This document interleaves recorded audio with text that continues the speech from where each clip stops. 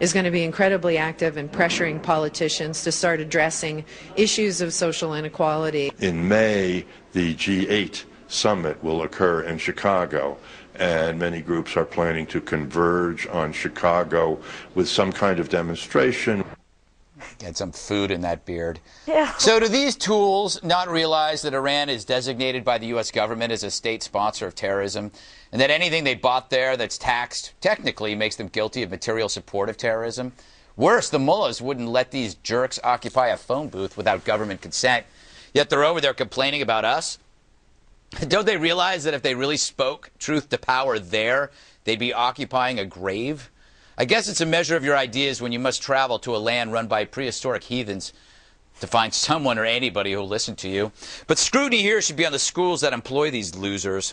One Occupy Wall Street activist is also a sociology professor, whatever that is, at Fordham. That's a Jesuit university, and they should know better. Brooklyn College and the City University of New York are funded by, you guessed it, the New York City government. Tax dollars are paying the salaries of these professors. And in the tradition of the left becoming the enemy's pawn, Iran's government-run TV already claims that Occupy Wall Street is, quote, likely to topple the U.S. administration, which is wishful thinking for the professors, too, I reckon. If it were up to them, they'd probably title their American courses Great Satan's Studies. Bob, I got you a gift in honor of this monologue. It's the new Occupy Handbook. Oh, thank you. And Did I thought you sign it? Remember you had me donate money to the Occupy cause. Yes, I thought I would get you a book.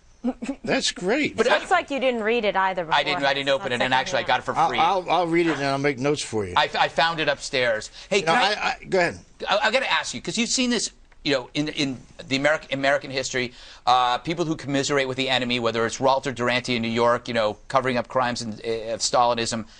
Doesn't it bother you when progressives and leftists, not all of them, but some of them, commiserate with the enemy?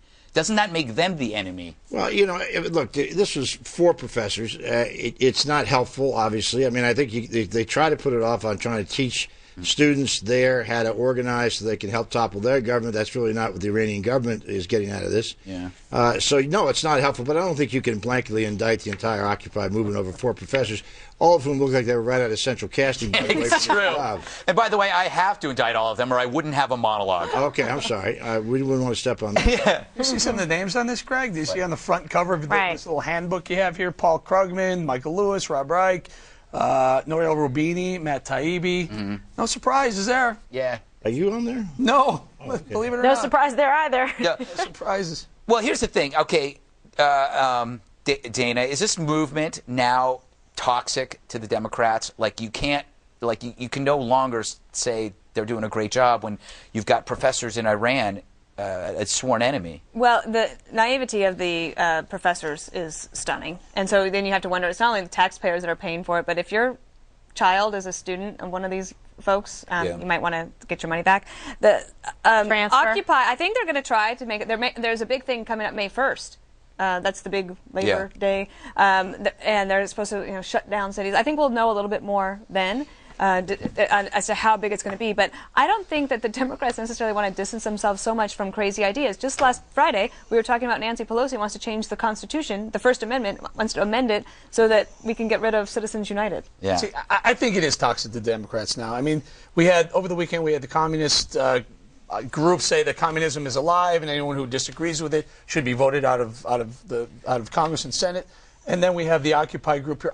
I'm thinking that as you get a little bit more further down the road, those two groups are going to come together, and the right is going to point that out. And well, it's good. Go ahead, Kimberly. All I was just going to say is I have a problem with this because it's just like preaching hate of America, of everything that this country has been founded on, and it shouldn't be certainly afforded by taxpayer dollars to have these professors go to a state sponsor of terrorism. See, I thought you would be for that, Kimberly. I know. It's shocking. You never know where I'm going to come from. The reason the Democrats can't distance themselves from this is the decision's been made to take the premise of the 1% versus the rest of it. Right.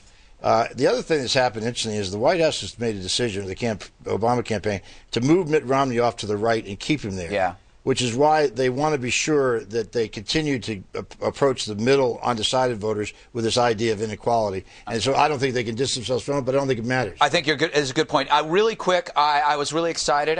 Van Jones was speaking at the Green Festival on April 21st. This is what he had to say. There is no vast right-wing conspiracy, because conspiracies are secret. Conspiracies are secret. They don't make any secret about this. That sounds so familiar. I thought somebody else might have said the same thing maybe 3 or 4 days earlier. Is there a vast left-wing conspiracy? Of course not. A conspiracy is something you do in secret. It's hidden. No one knows about it. That's fantastic. Greg, you're writing for Van Jones now. I'm writing for Van Jones. Him and I, we get together once in a while. I say the stuff about the right, then he changes it about the left. Right. It works perfectly. Although have you two ever been seen in the same place at the same time? Later on in your thing, you didn't blame the right wing for death of children, didn't you? Because no, later on in his spiel, he did. Next week I will, though. Okay. All right, I got to move on.